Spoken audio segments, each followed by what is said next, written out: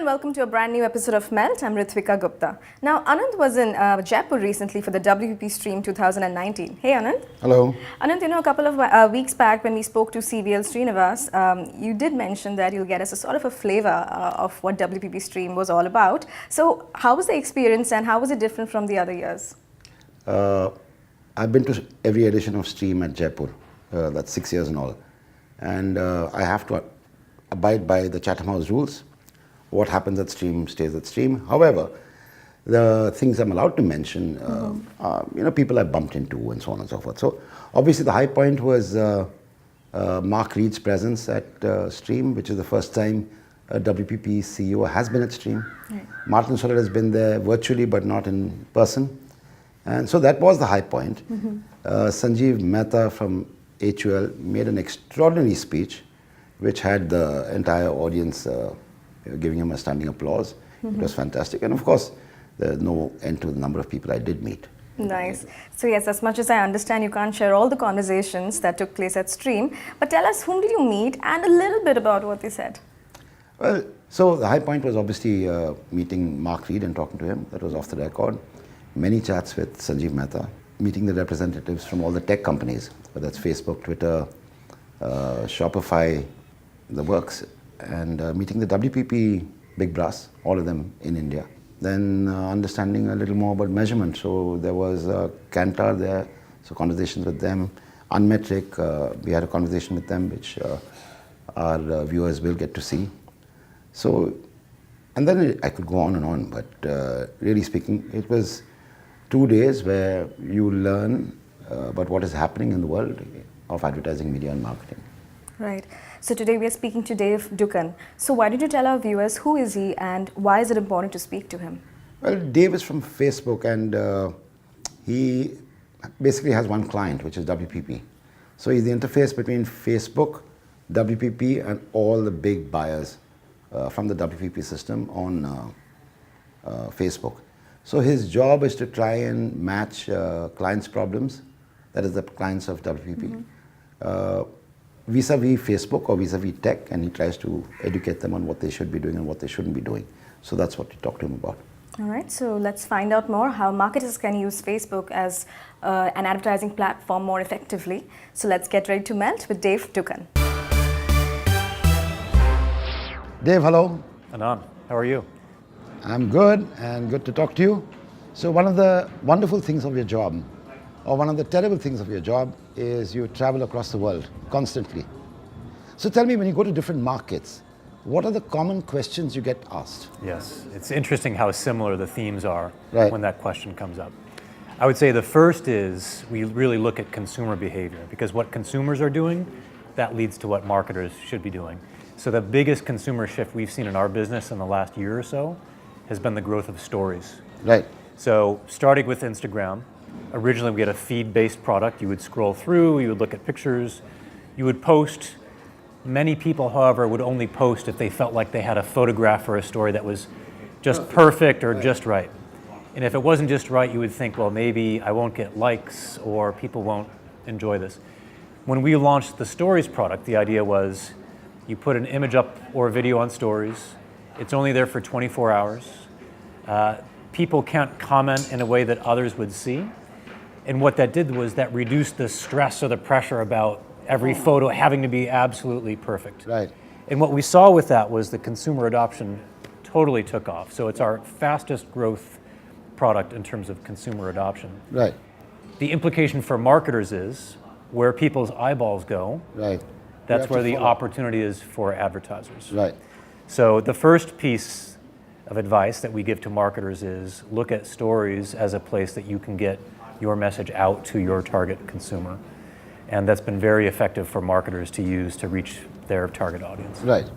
So Stories is one, and if we go back a bit, videos is another huge way to reach consumers and to get the eyeballs, therefore for marketers to park their money. Yes, absolutely. So, but one of the sort of areas of confusion for a marketer, intuitively, when I consume long videos and you tell me that the attention span of the viewer is coming down, it conflicts with my own intuitive sense. Yeah. So tell me how I correlate with those two This statements? is maybe one of the most important topics we discuss with advertisers, which is that the truth is the attention span of a human on a mobile device is different than what it used to be. Right. As a society, we're consuming information faster than we used to.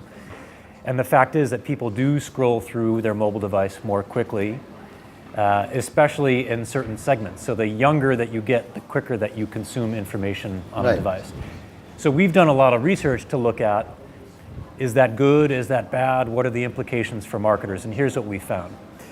That to command attention on a mobile device, video advertising needs to be shorter. Right. And if you want to be effective, if you produce that video commercial in a way that's shorter, there's no magic time length, but typically under 10 seconds, under 15 seconds is a length that we're looking at.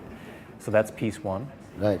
The other piece is getting your branding up front in that spot. So making sure in the first moments of the frame that you've got your branding or your product available. Right.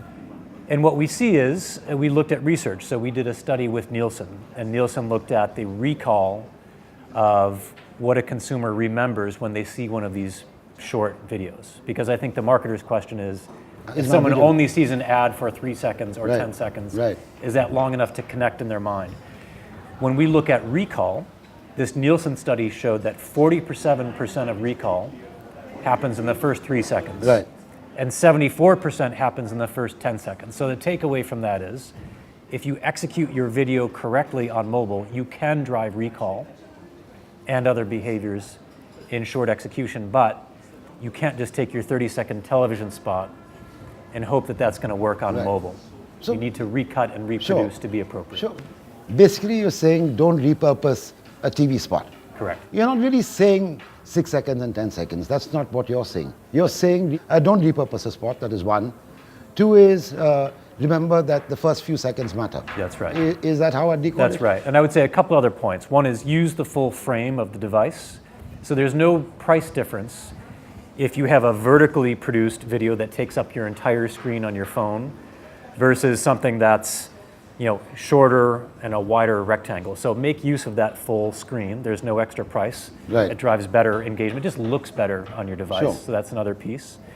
And I would say the other piece of advice is sometimes people are using their device with the sound off. Right. So our advice is produce a video that works well, works effectively if the sound is off. And then if the consumer has their sound on, that's bonus. Right. But ideally, produce it in a way that if the sound was off, you could still So a drive. different kind of storytelling, almost Chaplin-esque.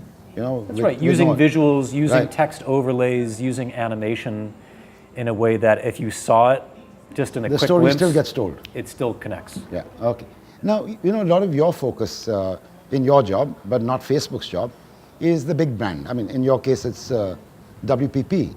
But if I say, a country like India, Facebook has a huge role to play as a preferred medium, if I may, for the small and medium industries, Yes. not just the big companies. Yeah. So what do they do? Where do they get their training from? Now, if I were a WPP client, I'd get my training from you. Right. Where does a mom and pop shop, which is ambitious and wants to use Facebook, where do they get their training from? I think one of the most exciting parts of our business is that we're both serving the largest advertisers in a Right. market like India, and often through agencies, very important channel for us. But we're also helping the smallest entrepreneurs. Right. A single proprietor business that has a coffee shop or a restaurant or a barber shop. So to your question on how we provide learning, first is we try to make the tools really simple so that somebody without technical background can go in and set up a campaign.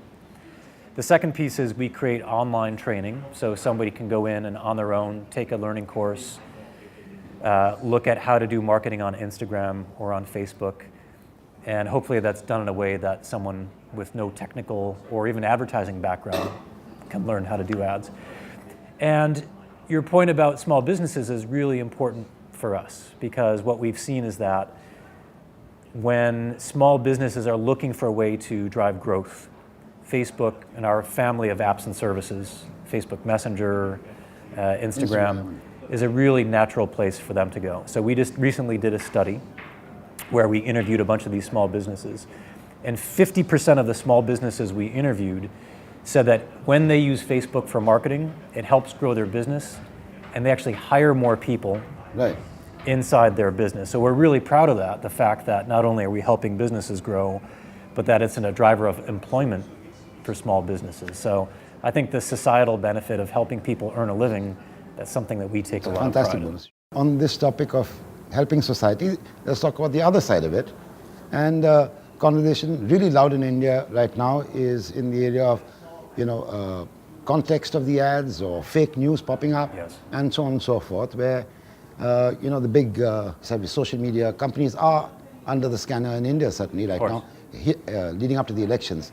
So how do you advise marketers? How do you help marketers deal with context and brand safety guidelines and so on? This is probably the biggest set of questions that we've had over the last 12 to 18 months. Sure, with governments and with consumers, both. Both. I think. And the general theme is safety and security, that whether you're an advertiser or a parent or a government and you're thinking about well-being of people using any social media platform, we take that really seriously. So here's how we think about this whole topic.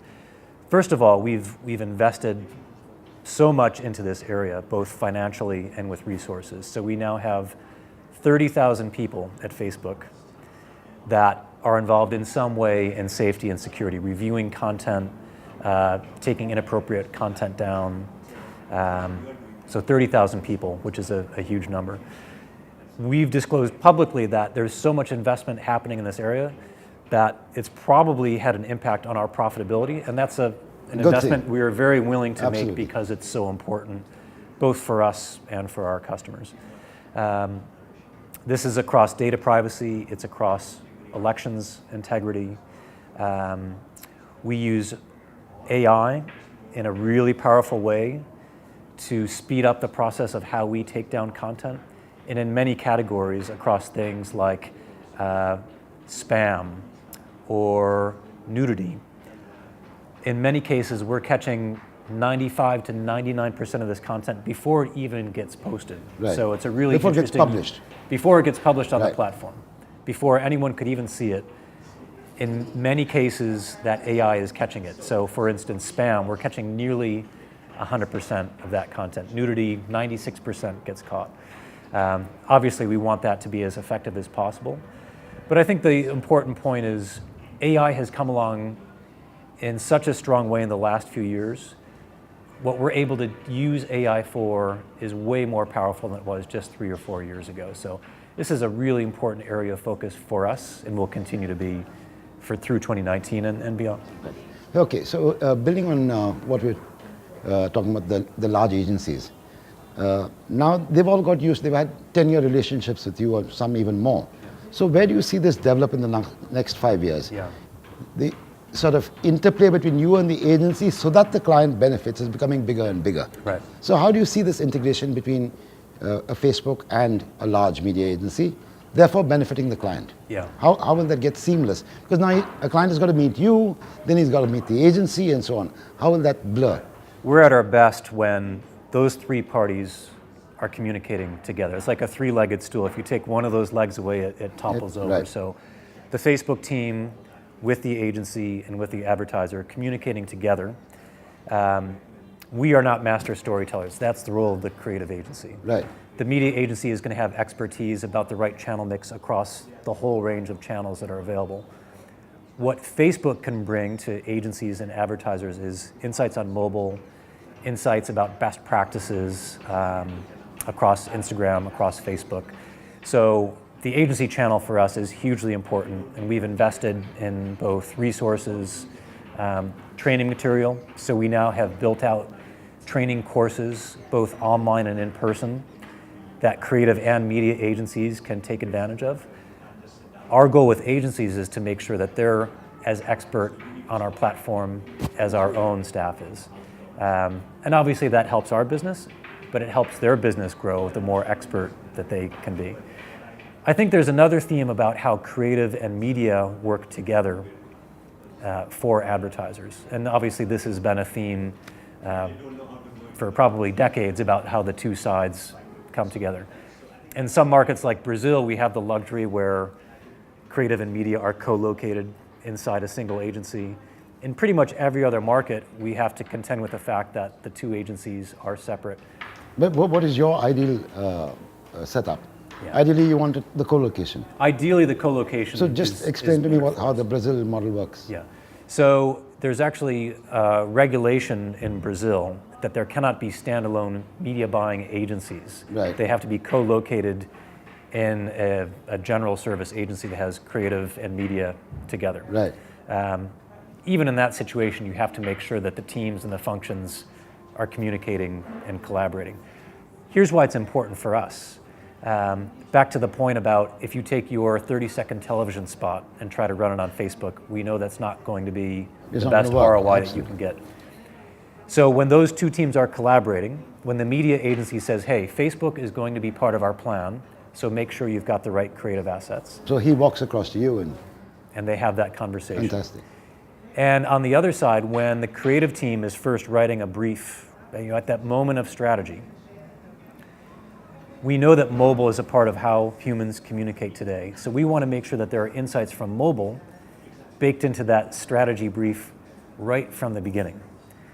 Contrasted to somebody builds a television campaign, it's done, you're 95% complete with the whole campaign, and then the call comes in and says, hey, where's my mobile thing? And then it's added on. Right. You can do that. It's not going to lead to the best Absolutely. ROI possible. So if mobile is baked in early, it helps results better. And that's not just for Facebook, that's really for any digital absolutely. platform. So finally, this is a conversation we're having in India. So how important is India to you personally, Dave? And therefore, when will we see you here next? For Facebook, From a business perspective, not from a business perspective, India is now our largest market in terms of users. Right. So I think that says it all Right. there. From our organization, we have a new VP who's responsible for our entire business across every function inside Facebook. That reports up to very senior leadership inside. So that's a real testament of how important we take the Indian market. I think when you look at consumer adoption of messaging in India, it is amazing of how WhatsApp has become part of the fabric of India. And not just WhatsApp, Facebook, Instagram as well. But I think in any walk of life, you look at how critical WhatsApp is. Culturally, that makes us really proud to see the role that we play in the Indian market.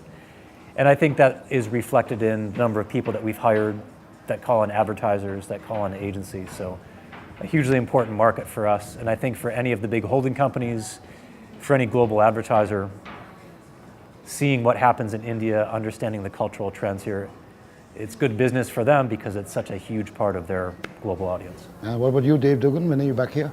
I think this exact week next year, it's a sunny day. It's very cold back home in New York, so I'd be very happy to come back and enjoy beautiful Jaipur. Thank See you. again. Thank you so much. Thank you, you. Dave. Thank you. So that was the conversation with Dave Dugan. Anand, there were indeed a lot of takeaways from the conversation, especially when you mentioned that there's no point repurposing a TV spot because each platform is unique and marketers need to put that much of effort to sort of create unique content for different platforms. But easier said than done, how can marketers navigate this? No, I think this is a conversation which is now almost as old as the Hiddles. You can't. Earlier we used to see it in another construct. People used to take 2 frames out of a TVC and make that into a digital spot. You had a print ad got repurposed into outdoor, and marketers don't seem to learn, and they just take a TVC and slap it onto Facebook, hoping it works, Right. and it doesn't. And Dave tries to shed light on why it doesn't work. I really don't get it. I don't agree with everything Facebook says, which is establish your brand in the first 1 or 2 seconds, but they've got data to back their views. I don't have data to back mine. So I guess for the moment they're right and I'm wrong. And Facebook has been facing a lot of challenges, like you mentioned, the fake news, and the privacy issues, data breaches, data leaks. So given all the challenges, how can marketers actually rebuild their trust in Facebook? No, I think this is going to be a problem for some years to come. It's not going to go away instantly. I think this fake news phenomenon, first, it's not about tech. You have fake news in television, you have fake news in print, you have fake news on radio across the world. Yeah. So fake news is a problem, and I think society will force media companies to behave. And in this case, Facebook is a media company, Twitter is a media company, and they will all have to understand what consumers are rebelling against. And it's a consumer rebellion which will get all these in check. Consumers will force the governments will force these tech companies. So it will happen. Facebook is doing a lot. Dave spoke about 30,000 people who are human beings who are checking, sort of deleting fake news. That will carry on. That 30,000 will become 100,000 if the market demands it. So I think we'll see an end to it eventually. But that's an eventual thing. I think what will happen is we'll get tending to more and more pure news and less fake news. It'll be a tending to. It'll take time. It's slow burn. Great. So on that note, here's presenting the Mel cheat sheet.